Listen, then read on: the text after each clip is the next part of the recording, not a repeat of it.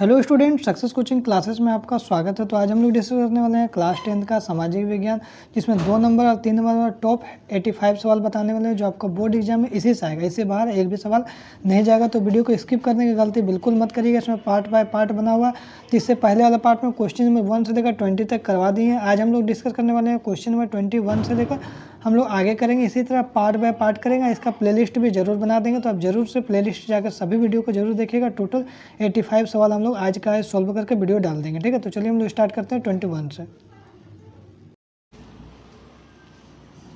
देखिए क्वेश्चन क्या बोल रहा है, जो व्यापारिक कृषि और रोपण कृषि में अंतर बताइए। तो यहाँ पर देखिए क्या बोल रहा है, जो व्यापारिक कृषि मुख्य रूप से व्यापारिक कृषि में फसलें जो है मुख्य रूप से बाजार में बेचने के उद्देश्य से उगाई जाती है। समझ, देखिए नाम ही यहाँ पर बोल रहा है कि व्यापारिक कृषि। जब नाम है व्यापारिक कृषि तो क्या होगा, ये जो फसल यहाँ पर होगा मुख्य रूप से बाजार में बेचने के उद्देश्य से उगाई जाती है। जबकि रोपण कृषि में यह एक प्रकार की व्यापारिक कृषि है जिसमें एक बड़े क्षेत्र में एकल कृषि चाय, कॉफ़ी, रबर उगाई जाती है, जिसका मुख्य उद्देश्य क्या होता है, प्रसंस्करण और बिक्री होता है, ठीक है। अब देखिए लौह खनिज और अलौह खनिज में अंतर बताइए। ये भी क्वेश्चन आपका एग्जाम के लिए इंपॉर्टेंट है। देखिए लौह खनिज में आपका क्या ना, लौह खनिज वे खनिज होते हैं जिसमें लोहा का अंश होता है, नाम ही है लौह खनिज। लौह खनिज वे खनिज होते हैं इसमें लौह अंश आयरन होता है, समझ में आ गया। जैसे लौह अयस्क मैग्नीज, जबकि अलौह खनिज में जिसमें लोहा नहीं होता है, सिंपल है। अलौह खनिज जिसमें लोहा नहीं होता है, जैसे आपका तांबा, बॉक्साइट, सोना, इसमें कोई भी लोहा का मात्रा नहीं होता। बस डिफरेंस थोड़ा सा बता दीजिएगा। अब देखिए सरकारी क्षेत्र के उद्योग में निजी क्षेत्र का उद्योग में अंतर बताइए। मतलब सरकारी क्षेत्र का उद्योग बताइए और निजी क्षेत्र का उद्योग में अंतर बताइए। तो चलिए इसे एक एक करके हम लोग अंतर देखते हैं। लिखेंगे सरकारी क्षेत्र के उद्योग जो है सरकार द्वारा संचालित और प्रतिबंधित होता है। सिस्टम बोल रहा है, नाम ही है सरकारी क्षेत्र, तो जो क्या होगा, जो भी नियम कानून होगा वो सरकार के द्वारा होगा। सरकार द्वारा संचालित नियम होगा, प्रतिबंधित भी करेगा तो सरकार के द्वारा करेगा। लेकिन जबकि निजी क्षेत्र जो है, प्राइवेट क्षेत्र जो है, जो निजी क्षेत्र में उद्योग व्यक्ति या कोई कंपनी के द्वारा होगा, है ना। जब भी देखिएगा निजी क्षेत्र जब होगा तो उद्योग के द्वारा होगा या व्यक्ति के द्वारा होगा या कोई निजी कंपनी के स्वामित्व में प्रबंधन होगा या वही उसका मालिक होगा, जो कब क्या नियम लगाना है, कब क्या नियम नहीं लगाना है। अब नेक्स्ट सवाल देखिए, सत्ता की साझेदारी क्या है। अब देखिए सत्ता की साझेदारी क्या है, तो सत्ता की साझेदारी एक ऐसी व्यवस्था है जिसमें किसी देश की शासन शक्ति, जिसमें कोई भी देश का जो शासन शक्ति विभिन्न स्तरों पर या विभिन्न सामूहिक सामाजिक समूह में बीच बांटा जाता है। हमने देखिए सत्ता की साझेदारी का मतलब क्या होता है, बंटवारा होता है। सत्ता का मतलब होता है पावर होता है। हर आदमी को अलग अलग पावर दिया जाएगा। इसका काम यही करेगा तो इसका काम यही करेगा, इसका काम ये नहीं करेगा तो इसका काम ये नहीं करेगा। सबको अपना अपना पावर दे दिया जाता है ताकि सभी को प्रतिनिधित्व काम मिल सके और एक दूसरे के बीच में कोई भी अड़ंगा ना आए। सबका अपना अपना पावर है, सत्ता की साझेदारी बोलता है। अब देखिए सत्ता की साझेदारी के नैतिक कारण का उल्लेख करिए। जो हमारा मोरल, जो हमारा कारण क्या है, तो देखिए बोल रहा है कि सत्ता की साझेदारी का नैतिक कारण यह है कि यह लोकतंत्र की आत्मा है। जो नैतिक कारण जो है वो लोकतंत्र की आत्मा है। यह एक ऐसा विचार है, इस विचार पर आधारित है कि लोगों को यह अधिकार दिया जाता है कि उनमें कैसे शासन किया जाए। जो लोगों का अधिकार देता है कि उनसे शासन कैसे किया जाए और उसको परामर्श भी हो, मतलब उसको राय विचार भी दिया जाता है। और यह व्यवस्था वैध शासन सुनिश्चित होता है, जो लीगल भी शासन रहता है। अब आगे अगर देखिएगा संघ सूची और समवर्ती सूची भी बहुत ज़्यादा एग्जाम में पूछता है। संघ सूची और समवर्ती सूची में क्या है, तो देखिए ये भी बहुत आसान है। संघ सूची में राष्ट्रीय महत्व के विषय शामिल किए जाते हैं। संघ सूची में है राष्ट्रीय महत्व के विषय शामिल किए जाते हैं जिन पर केवल केंद्र सरकार कानून बना सकता है। सिंपल, राष्ट्रीय जो संघ सूची है उसमें राष्ट्रीय महत्व पर विषय पर चर्चा करेगा और जिसमें केवल केंद्र सरकार कानून बना सकता है, दूसरा कोई नहीं बना सकता। जबकि समवर्ती सूची में जो है इसमें एक ऐसे विषय पर काम होता है जिस पर केंद्र और राज्य सरकार दोनों कानून बना सकता है। सिंपल बात बोल रहा है कि संघ सूची में राष्ट्रीय महत्व के बारे में विषय में बात होगा, इसमें केंद्र सरकार सिर्फ कानून बना सकता है। लेकिन यह समवर्ती सूची एक ऐसा विषय पर काम करेगा जिसमें केंद्र सरकार और राज्य सरकार दोनों कानून बना सकता है, नियम बना सकता है, क्या करना है नहीं करना। अब आगे देखते हैं नेक्स्ट सवाल हमारा 27 नंबर, विकेंद्रीकरण। ये भी आपको एग्जाम में बहुत बार पूछता है। विकेंद्रीकरण क्या है, तो विकेंद्रीकरण का अर्थ होता है केंद्र और राज्य सरकारों से शक्तियाँ लेकर, मैंने केंद्र सरकार और राज्य सरकार से शक्ति लेकर स्थानीय सरकार को दे देना, जो लोकल सरकार होता है उसको दे देना, ताकि स्थानीय सरकार समस्याओं को बेहतर समाधान और लोगों की सही भागीदारी सुनिश्चित करा सके। जैसे मान लीजिए हमको कोई योजना लागू करना है, तो क्या आपको केंद्र सरकार प्रधानमंत्री यहाँ पर आके क्या हर घर घर देखेगा? क्या नहीं देखेगा। तो केंद्र सरकार राज्य सरकार क्या करता है, जो स्थानीय सरकार जो वहाँ का मुखिया उखिया उसको क्या करता है, दे देता है, कुछ फंड दे देता है, बोलता है कि यहाँ का जो भी समस्या उसको बढ़िया से देख उख के जांच पड़ताल करके उस समस्या को समाधान करिए, क्योंकि लोग वहाँ से तो नहीं ना कि यहाँ पर समाधान कर देगा।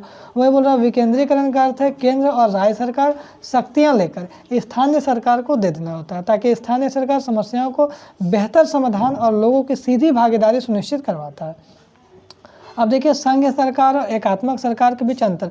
देखिए ध्यान रखिए, जब भी आपको अंतर बोला जाए तो आप कोशिश करिएगा इस तरीका से अंतर लिखिएगा, इस तरीका से एक बॉर्डर बना कर अंतर लिखिएगा तो ज़्यादा आपको अच्छा रहेगा। बॉर्डर बना के लिखिएगा तो इस तरीका से अंतर जब कोई भी चीज़ का हो तो एक बॉर्डर बना के लिखिएगा। बॉर्डर कहने का मतलब इधर संघ सरकार, इधर एकात्मक सरकार में लिखिएगा तो आपको भरा हुआ ज़्यादा लगेगा। ठीक है, यहाँ पर क्या बोल रहा है, संघ सरकार में शक्ति केंद्र और विभिन्न क्षेत्र स्तर जैसे राज्य प्रांतों के बीच विभाजित हो जाता है। जो संघ सरकार में जो है शक्ति जो है पावर है केंद्र और विभिन्न क्षेत्र स्तर में बट जाता है, जबकि एकात्मक सरकार में नाम ही है एकात्मक।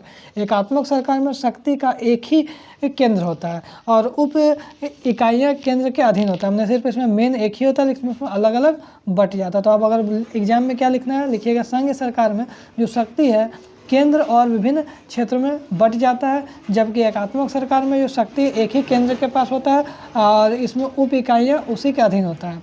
अब आगे देखिए नेक्स्ट सवाल क्या, दबाव समूह क्या है, ये भी आपको एग्जाम में बहुत पूछा है। दबाव समूह लोगों का एक संगठित समूह है, एक ग्रुप वाला समूह है जो अपने साझा हितों को बढ़ावा देने के लिए और उनकी रक्षा करने के लिए सरकार की नीतियों को प्रभावित करने का प्रयास करता है बिना सीधे चुनाव लड़ने के। अब आगे देखिए दबाव समूह और राजनीतिक दल में क्या अंतर है। तो देखिए बोल रहा है कि जो राजनीतिक दल सीधे चुनाव लड़कर सत्ता हासिल करना चाहता है। राजनीतिक दल क्या होता है भैया, आप सीधा चुनाव को लड़िएगा, जीतिएगा तो सत्ता हासिल करेगा, जबकि दबाव समूह में क्या होता है ना, सत्ता में आए बिना, अगर हम सत्ता में आए बिना सरकारी नीतियों और निर्णयों को बाहर से प्रभावित करने का लक्ष्य रखता है। कोई होता है कि हम एग्ज़ाम पास करके हम वो पद में गए, और कुछ क्या होता है एग्ज़ाम बिना दिए हमें वो होता है धांधली से हम उस पद पे पहुंच गए और साइड से उसको प्रभावित कर रहे हैं, दिक्कत डाल रहे हैं। तो वही बोल रहा है राजनीतिक दल सीधे चुनाव लड़कर सत्ता हासिल करता है, जबकि दबाव समूह में क्या सत्ता में आए बिना, सत्ता में आए नहीं है, राजनीतिक सरकारी नीति हो गया निर्णयों को बाहर से प्रभावित करने का लक्ष्य रखता है, हमने खराब करना चाहता है।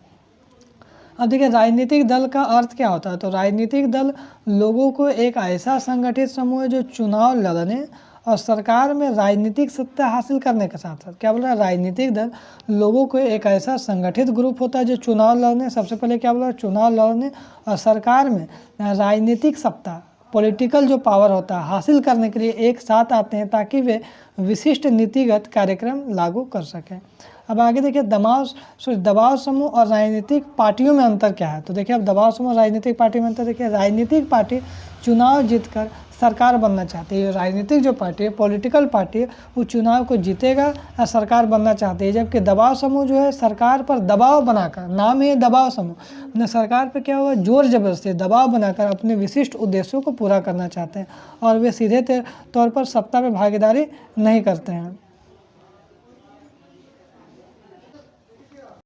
अब देखिए यहाँ पर 33 क्या बोल रहा है, राजनीतिक दल एवं दबाव समूह में अंतर बताइए। तो यहाँ क्या, राजनीतिक दल चुनाव लड़ते हैं और सरकार बनाते हैं, जबकि दबाव समूह सरकारी नीतियों को प्रभावित करने का काम आते हैं। तो हो गया तो लगता है।